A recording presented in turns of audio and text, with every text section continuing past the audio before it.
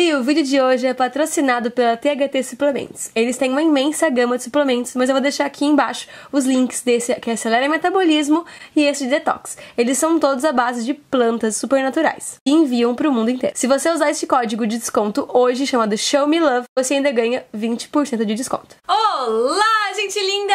E no vídeo de hoje eu vou contar pra vocês curiosidades, mitos e verdades sobre nutrição. Espero muito que gostem e vamos pro vídeo. Esse vídeo me inspirou hoje, tava pensando que vídeo que eu ia gravar hoje. Normalmente eu tenho um roteiro bem predefinido, mas hoje tinha uma vaga de um vídeo pra eu gravar. Eu tava lembrando de uma aula minha, onde a professora... primeira aula, assim, primeiro dia, e ela perguntou: quais são os mitos e verdades que vocês conhecem sobre nutrição? E a gente vai desvendar eles hoje. Então, na primeira aula, a gente já tirou um monte de dúvida que a gente tinha sobre nutrição. E eu percebo que eu tinha essas dúvidas antes, a população tem muito essa dúvida, eu encontro muito esse tipo de dúvida no consultório, e eu encontro muito no consultório aquela carinha, tipo assim... sério? Que a pessoa não sabe realmente que isso é mentira ou que isso é verdade, e enfim. Separei as que eu tenho mais frequentes pra contar pra vocês e pedi lá no Instagram também, se alguém tiver alguma dúvida pra comentar. E eu vou separei as melhores dúvidas pra responder aqui.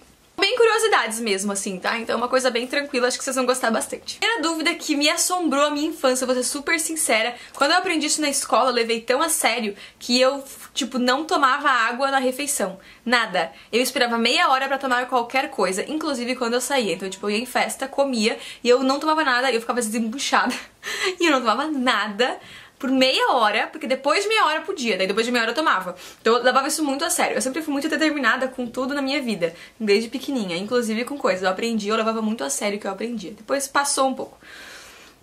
Mas só que o detalhe, eu escuto muita gente perguntar, tem essa dúvida, eu comento no consultório, a história de não poder tomar água entre as refeições. É verdade? É. Por alguns motivos. Primeiro, a gente não considera legal tomar algum líquido durante a refeição, principalmente... antes da refeição não é tão legal porque o teu estômago está preparado com suco gástrico para digerir aquela refeição. O nosso corpo está preparado a comer, a se preparar para as refeições em horários rotineiros. Então, por exemplo, sempre tomo café às 7 horas, sempre almoço meio-dia, sempre janto às 8. Então o corpo já se prepara. Então 6h30 o corpo está lá produzindo um monte de suco gástrico para deixar o estômago bem bonitinho para 7 horas receber e já digerir. Meio-dia a mesma coisa. Se você tomar muita água antes desse processo, você pode diluir esse suco gástrico. Então quem tem problema de digestão, de ficar inchar, de ficar com a barriga estufada, de se incomodar com essa digestão, pode ser porque você diluiu o seu suco gástrico com água. Sim, isso realmente pode acontecer. Mas isso não é tão comum assim, então é uma coisa que a gente não leva tanto em consideração.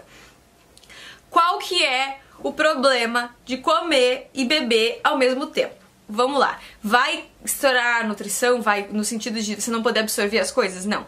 Ele é simples e única, exclusivamente, o fato de que o líquido vai assentar a comida no estômago. Eu vou dar um exemplo bem clássico que eu falo no consultório, todo mundo dá risada porque se identifica. Você está num rodízio de pizza, tá? Você tá com a barriga aqui em cima, assim, ó, já tem comida. Tá quase no esôfago, de tanta comida que você tem. Comeu todas as pizzas que você queria no rodízio. Porém, o seu sabor preferido não veio ainda. E ele tá vindo, você tá enxergando ele de longe. E você vê ele lá vindo, e você quer um espaço, você não sabe o que fazer. Você pega um copão de coca e toma.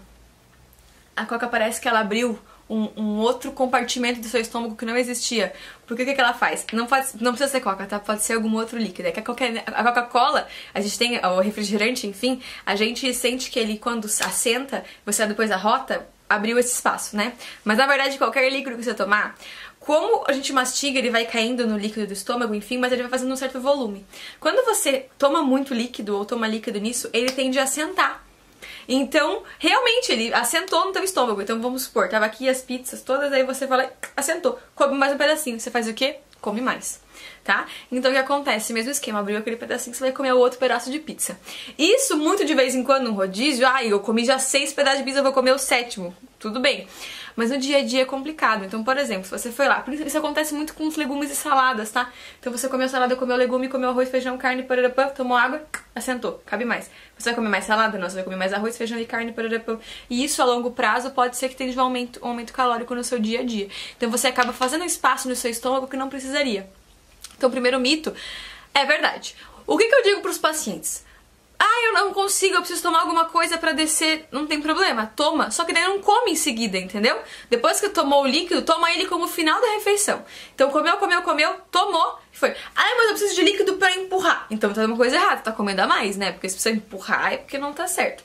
Então come, tomou o líquido, não come mais depois de tomar o líquido. Daí isso funciona. Se eu comer no fim, toma o líquido no final da refeição, não vai ter esse efeito aí pra você. Uma coisa que eu escuto assim, ó, toda a vida, quando eu falo da manteiga, da banha de porco ou do abacate.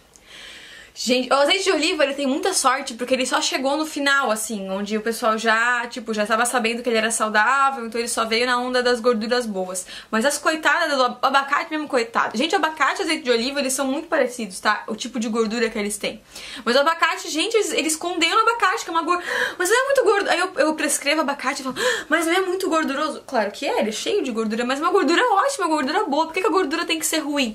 A gente tem na nossa cabeça que a gordura, ela é sempre ruim. A gente tem que entender que tem gorduras boas e tem gorduras ruins. Mesmo esquema. Pra você, um brigadeiro, ou vamos usar outro exemplo, uma bala. Uma bala e uma batata doce são a mesma coisa? Não. Porque você entende que a batata doce, ela é saudável e que a bala não é saudável, certo? Não, eu não gosto de usar esse tipo de rótulo, mas vamos usar isso aí pra exemplificar. Os dois são carboidratos. Se você for classificar na nutrição, eles são 2 carboidratos. Só que a bala é um carboidrato simples, que não vai te agregar em nada. E a batata doce é um carboidrato complexo, que vai ter muitas vitaminas, muitas fibras e muitos minerais que vão te agregar valor nutricional ali. É o mesmo esquema, tá? Então a gente não pode comparar uma gordura trans, uma margarina, que é uma gordura hidrogenada, com abacate, tá? Porque a margarina, ela vai te fazer mal. E o abacate vai te fazer bem. E a gordura, no geral, ela tende a te saciar por muito mais tempo. Então é completamente diferente de você comer um abacate do que você tomar um suco de laranja, tá? Os dois são frutas, mas o abacate tem gordura, então ele vai te saciar por muito mais tempo, você vai demorar muito mais pra comer novamente. E o suco de laranja, ele vai estar ainda em forma de suco, né? Se fosse a laranja ficar com bagaço, ainda melhor. Mas em forma de suco, ele vai ser esvaziado muito mais rápido do que se fosse uma fruta, enfim, não vai ter tanta fibra ali. Então, por mais que sejam frutas, o abacate, ele vai te saciar por muito mais tempo. Então, as gorduras no geral, a manteiga, a banha de porco, o azeite de oliva, as castanhas, enfim, são gorduras boas, tá? A manteiga e a manteiga, na verdade, ela é uma gordura boa, mas ela não é uma gordura ruim. Então, você não precisa... Ela não vai te causar o colesterol que antigamente se achava. Então, não tem problema de consumir ela com moderação. Mas gorduras boas, tipo azeite de oliva, abacate, as castanhas, você pode comer. Claro, se você não tiver nenhuma restrição, né, nenhuma retirada de vesícula, nem nada disso, mas é uma gordura legal que você pode incluir na sua dieta sim e que vai te dar saciedade e saúde também. O fato de comer um carboidrato só, então assim, só pode comer arroz, né, ou macarrão, ou batata, ou aipim, não pode misturar. Isso é um mito, isso é uma verdade. Na verdade, isso é um mito, tá? Porque, na verdade, todos eles vão virar açúcar no seu sangue depois, né? Todos eles são carboidratos, né? Qual que é o detalhe? A gente explicava isso principalmente para as pessoas mais de idade quando descobriam que tinham diabetes, por exemplo. A gente falava assim, escolhe um carboidrato e pega só aquele. Por quê? Porque vamos supor que ele tinha na casa dele lá só arroz, feijão, carne e salada. Ele pegaria 2 colheres de servir de arroz, vamos dar um exemplo.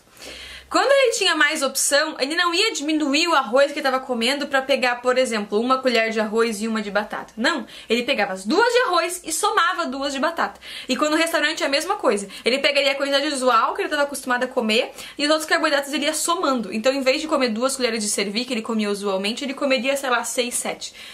Então a gente pediu pra escolher só um. Mas na verdade, se você pegar essas 2 colheres de servir, comer metade de batata, metade de arroz, metade de aipim, metade de macarrão, vai ser a mesma coisa que comer as 2 de arroz. Claro que eu tô falando de um carboidrato do mesmo tipo, né? Então, se for arroz integral e macarrão integral, tudo mais integral, ou enfim, tudo branco, equivaleria a mesma coisa. Sempre o integral vai ser melhor, tá? Mas, sabe, então, na verdade não é que você não pode comer misturado, é que você não pode somar eles. Então, se você tem aquela quantidade usual, você pode dividir ela conforme você gostaria. Só que não é legal somar. Então, por isso que antigamente a gente pedia pra comer um só, mas não é que esse detalhe, é só porque as pessoas somavam eles, né? Então, na verdade, não é somar, é você dividir a sua quantidade mesmo do que você quer comer. Uma curiosidade que o pessoal tem muito, tem gente que isso é um hábito e tem gente que faz exatamente ao contrário disso, que é comer a salada antes. Isso vai ter um benefício ou não? Vai, eu sempre indico pros pacientes pra comer salada antes. Então, comer salada antes faz bem, é verdade. Mas por quê? Por quê? Vamos lá. Tem o teu estômago, mesmo esquema da água. Lembra do teu estômago aqui. Você comeu a salada, então ela tá até aqui. Você não vai tomar água pra ela sentar, tá? Você vai tomar água só no final. Aí você vai comer o teu arroz, o teu feijão e a tua carne. E o frango, enfim, mais os legumes. Aí ele vai tampar o teu estômago. Então essa metadinha aqui foi de salada. Agora vamos pensar ao contrário. Você comeu o teu arroz, tua carne, fechou. Você não tem mais espaço para salada, você vai não comer salada porque não comeu ela antes. Então aqui você vai comer, ou vai comer muito pouquinho para preencher o que falta do estômago. Então quando você come ela antes, você aumenta a quantidade de volume e você substitui esse volume que poderia ser, por exemplo, de um arroz, de um feijão. Claro que se você quer ter uma restrição calórica, né? Nós estamos falando sobre questão. Mas até pelo fato, se você não quer ter restrição calórica, é mais vantagem você comer mais salada sempre. A gente sabe que a salada é muito saudável, vai te trazer muito nutriente, muito mineral, muita vitamina. Então você fazer ela comer antes, você tende a comer mais do que deixar ela pra comer depois. Então esse é um benefício legal de comer a salada antes. E uma curiosidade legal, já deve ter acontecido com você também. Vamos supor lá que você tá comendo, aí de repente tá com o telefone, ou chega a visita, você para de comer, sai atender a pessoa, sai ver, e quando você volta a sentar na mesa, não tem mais fome. Por que isso acontece? Vamos lá.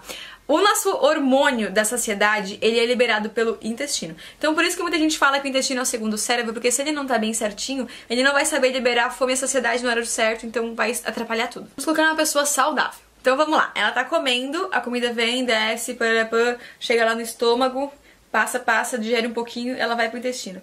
Quando ela chega na portinha do intestino, nessa primeira porção do intestino, normalmente é ali que o intestino entende que chegou a comida, então se ele for fazer a conta do que tá no estômago, do que tá no esôfago, do que tá comendo ainda, ele manda o sinal pro cérebro pra dizer que está saciado. Você para de comer, aí esse resto de comida que você comeu ali até esse pedaço vai lá, vai ser digerido e fechou. Agora, quando você come um pouquinho e para, ele vai descer, por mais que você esteja com fome ainda, mas você parou de comer porque chegou a visita ou porque tá falando no telefone com alguém, quando ele chegou ali, por mais que não tenha comida nesse outro processo, o teu intestino não sabe disso. O sinal dele é, chegou comida aqui embaixo, deu, parou, pode parar, manda o sinal que é pra parar de comer. Então ele manda o sinal pra parar de comer. Então você vai comendo menos porque você, entendeu? Ficou faltando a comida desse pedaço aqui.